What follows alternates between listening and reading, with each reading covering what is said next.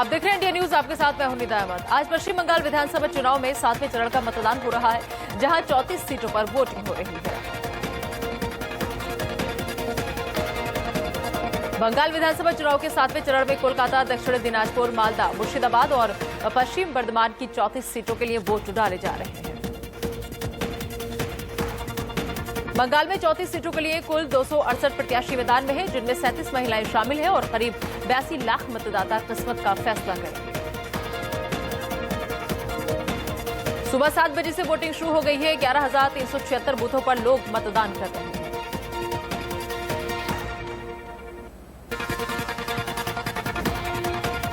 भारत में कोरोना बेलगाम, अब तक के सारे रिकॉर्ड टूटे। पिछले 24 घंटे में 3,54,000 से भी ज्यादा लोग संक्रमित हुए, वहीं 2,806 लोगों की जान चली गई। पिछले 24 घंटे में दिल्ली में कोरोना के 22,933 नए मामले आए सामने, वहीं 22,021 मरीजों की दवा के बाद वो ठीक हुए। वहीं दिल्ली में कोरोना मरीजों की संख्या 10,27,715 पहुंच गई है। अब तक करीब 14,248 मरीजों की कोरोना से मौत हो चुकी है। महाराष्ट्र में कोरोना मरीजों की संख्या 42 लाख के पार पहुंच गई है। अब तक कोरोना से 64,760 मरीजों की मौत हुई है। महाराष्ट्र में एक दिन में 66,191 नए केस आए सामने और 832 मरीजों की मौत हुई। मध्य प्रदेश में 24 घंटे में 13,601 नए कोरोना के केस आए। यहां 24 घंटे में 92 की मौत हुई। चंडीगढ़ में कोरोना के 749 नए मामले रिपोर्ट किए गए। कुल मामलों की संख्या 38,692 हो गई है। छत्तीसगढ़ में 24 घंटे में 12,666 केस आए सामने, वहीं 199 मरीजों की कोरोना से मौत हुई है। गुजरात में 24 घंटे में कोरोना के 14,296 मामले आए सामने, वहीं 6,727 मरीज ठीक हुए और 157 की मौत हुई।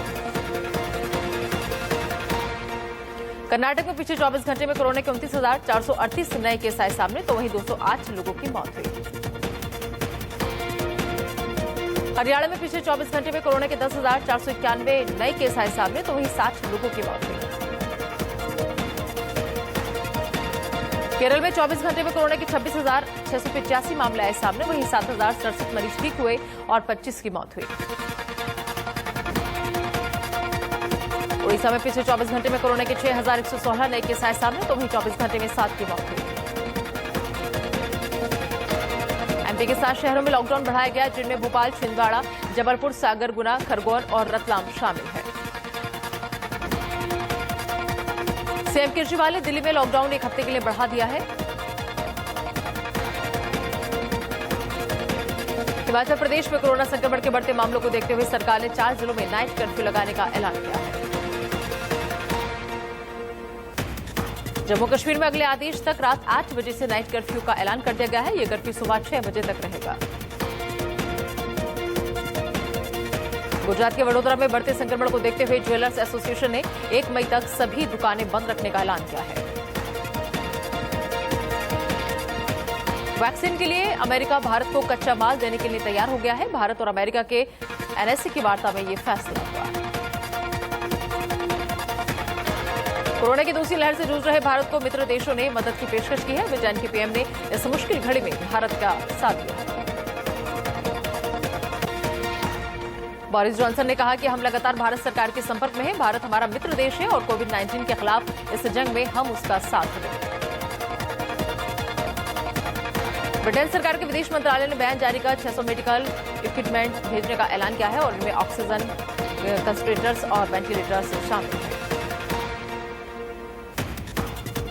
भारत में मेडिकल ऑक्सीजन कैपेसिटी बढ़ाने के लिए फ्रांस और जर्मनी ने भी मदद की पेशकश की। जर्मन चांसलर एंजेला मार्केल ने इसे मिशन सपोर्ट इंडिया नाम दिया है।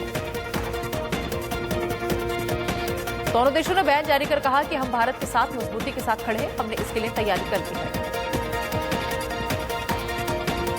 ईरान के हेल्थ मिनिस्टर सईद नमाकी ने भारत को पत्र लिखकर तकनीकी मदद देने का ऐलान किया है।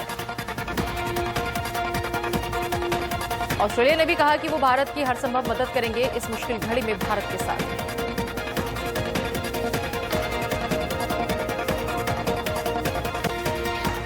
सिंगापुर सरकार ने भारत के लिए एक शिपमेंट रवाना किया जिसमें ऑक्सीजन कॉन्सेंट्रेटर्स और दूसरे मेडिकल इक्विपमेंट शामिल है। सिंगापुर ने एयर इंडिया की एक स्पेशल फ्लाइट के जरिए भारत रवाना किया गया है। 2 दिन पहले सिंगापुर सरकार ने भारतीय विदेश मंत्रालय से संपर्क किया था। यूरोपीय यूनियन ने बयान जारी कर कहा कि इस मुश्किल वक्त में यूरोपीय यूनियन भारत को फौरन मदद करने जा रहा है। संयुक्त राष्ट्र अमीरात ने दुनिया की सबसे ऊंची इमारत बुर्ज खलीफा को तिरंगे के रंग में रंगा। इसके जरिए भारत के साथ खड़े होने का संदेश दिया।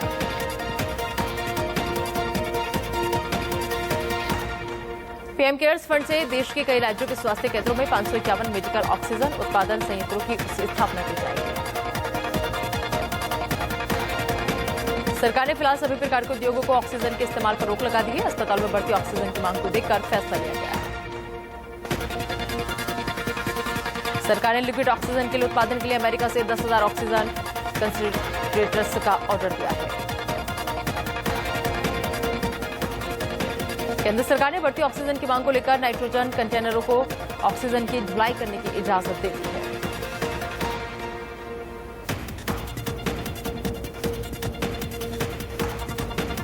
पीएम मोदी ने इन संयंत्रों को जल्द से जल्द शुरू करने के निर्देश जारी किए हैं। इनकी स्थापना राज्यों के जिला मुख्यालयों में चिन्हित अस्पतालों में की जाएगी।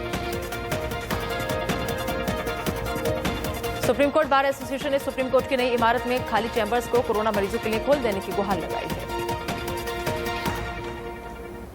केंद्रीय मंत्री बाबुल सुप्रियो को दूसरी बार कोरोना संक्रमण हो गया। बाबुल के साथ इस बार उनकी पत्नी की कोरोना रिपोर्ट भी पॉजिटिव आई है।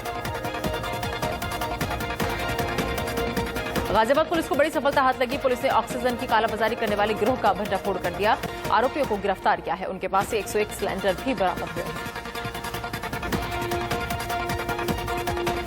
भोपाल में कोरोना संक्रमण के बढ़ते मामलों के बीच मदद के लिए रेलवे आगे आया है। भोपाल में भारतीय रेल ने 20 कोविड केयर कोच की व्यवस्था की है जिसमें 320 बेड हैं। गाजियाबाद में कोरोना पीड़ित एक बुजुर्ग की मौत हो गई। मृतक के घर वालों को रोते हुए वीडियो अब सोशल मीडिया पर वायरल हो गया है।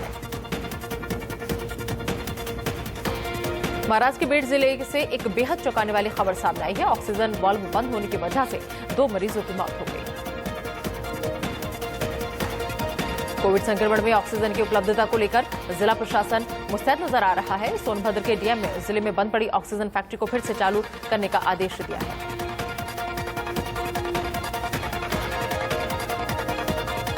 वाराणसी में ऑक्सीजन की किल्लत के बीच राहत की खबर सामने आई है। 2 लिक्विड ऑक्सीजन टैंकर वाराणसी पहुंच गए।